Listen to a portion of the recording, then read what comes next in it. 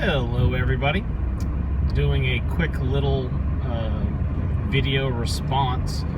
I have a Toyota Solora. It's a 2001 4-cylinder. It's a great little car. Had it for going on 3 years now. It's always been good for the most part. It's had a few issues, your typical, things that are going to happen with a 15-year-old car. But here this morning, bright and early, I was gonna go do a little arrowhead hunting, and unfortunately my car had other ideas. And when I went to start the engine, it simply wouldn't click over. So I thought, all right, well, that's the battery. Interesting, okay. Luckily I have a little machine that I can jump start my car with, so I plugged that in, got the car jumped and started, and I'm like, okay, let me just drive around for a little bit, and then I'll drive, just to get the battery charged back up, and then I'll go home, and then I'll shut the car off and try to start it again just to make sure everything's okay. So I did that, and almost, like less than 2 miles from the house, I'd probably driven around a good 15, 16 miles, and then was just a couple miles from the house and was idling. Had to stop at a location there just for a little bit, and the car died. It just completely sputtered out and was dead. So I'm like, well, it's not the battery, so maybe it's the alternator. So I got home, went ahead and I took the alternator and the battery both up to AutoZone and said, all right, hey, test these, let me know. Well, fortunately or unfortunately, I guess depending on your perspective, they both came back as being fine. The battery was actually completely charged, so it was charging right, and the alternator passed with flying colors. So I'm like, okay, well, that doesn't really help me very much. So got everything put back together this afternoon, and went ahead and got the car started. Started right up, no issues. I didn't even have the alternator plugged in initially. So then, just to mess with me even more, then I noticed all of a sudden the idle, because it was just sitting there in park, as it idled, it was just getting really, really slow. So hopped in the car, took a look, and it was idling at like 200, which is crazy. The engine's not even supposed to run at 200. So kind of freaked out a little bit. No, it's not the battery, it's not the alternator, but obviously if it's having some sort of an idling issue, that's, especially if it's idling really low, that's going to cause the alternator not to properly charge the battery, and there could be all sorts of issues. So, went ahead and got everything hooked, again, everything's already hooked back up, got the car turned off, did a little bit of Google foo, found a YouTube video of a gentleman who said that whenever you change the battery on a Toyota Camry or Solora type vehicle, you have to drive it for a certain number of miles in order to get the computer to relearn the idling. So just to eliminate that as being the culprit for my initial issue, I'm now out on the highways here around Wichita, just trying to drive for as long as I can on the highway, get the just keep the engine running. It hasn't had any issues, haven't any hiccups. It did squeal a little bit when I turned the air conditioning on, so I'm betting I didn't tighten the alternator up enough, that belt that's there. So when I get back home, I'll tighten it up just a little bit more. So the hope is that at some point here I'm going to stop, which I'm not going to stop probably till I get back home, and then we'll see how it's idling. So far I'm at 10.7 miles.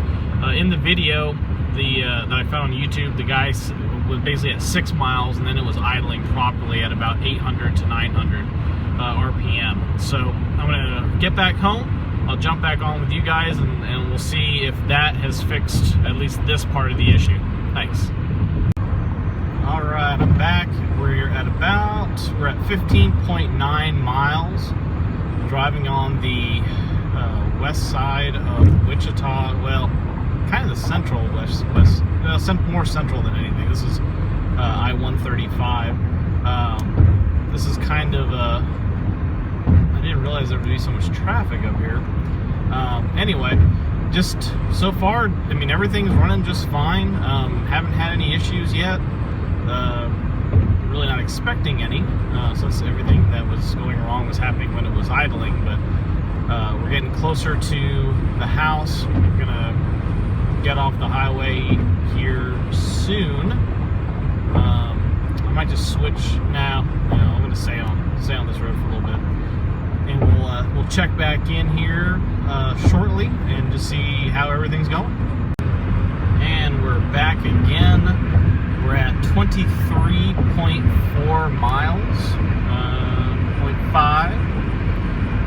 Now we're back over on 235, getting a little closer to where I live. Again, everything's running quite well. I have a theory about what's going on now that everything seems to be okay since I'm driving around here. But once I get off the highway, I'll have a chance to actually see what the idle kind of looks like. So, be back in just a minute. Alright, well, I'm stuck here. Stop waiting to turn. The car's doing way better. I'm actually stopped right now. We're at a little closer to 700 RPMs as opposed to the 200 it was sitting at. Total driven is 25.6 miles. So it's way better than what it was. I'd be much happier if it was at a little bit higher than that, but technically I wasn't in park yet, so that was just sitting in low gear. So I'm going to get up here and park, and when I do, we'll see what it's idling at. All right, be right back. All right, so here we are. We're at 26.2 miles. We're idling at right about 600. I am in gear, so I'm going to go ahead and put it into park, and let's see where we're at. Much better. Almost, with probably, what, 700? Nice. All right, so I think that's going to take care of this issue. Thanks for watching, and I'll get back to you with my theory. Alright, so here's my theory.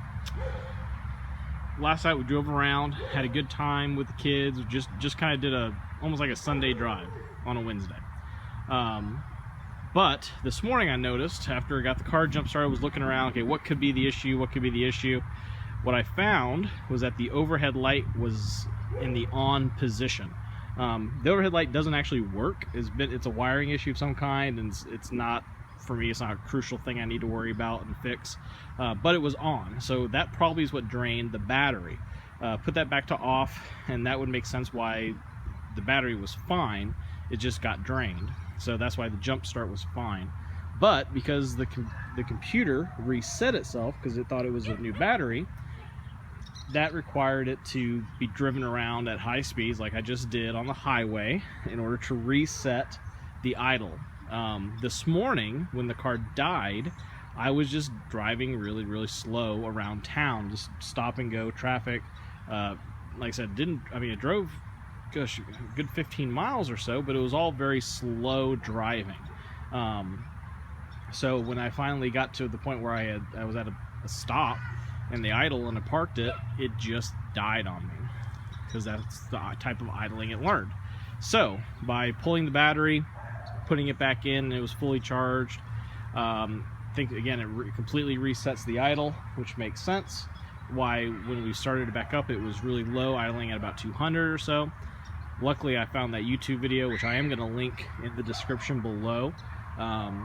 So thank you to that guy. I don't even know his name, but thank you very much for having your video. So I was able to get this thing driving around, and now it's idling like a champ, and I think it's fine. I'm going to try it just from regular driving here the next couple of days just to see, just to make sure. I'm not going to take it very far from the house, but I think we're good. So as long as it starts up tomorrow morning, I'm going to say we're 90% of the way sure that we're all set. So thank you for watching this video. Hopefully this will give you an idea if you're having the same issue after changing your battery on your Toyota. And like I said, watch the video below. A lot of really good information. At least that's where I got my information from. So thanks, and have a great day.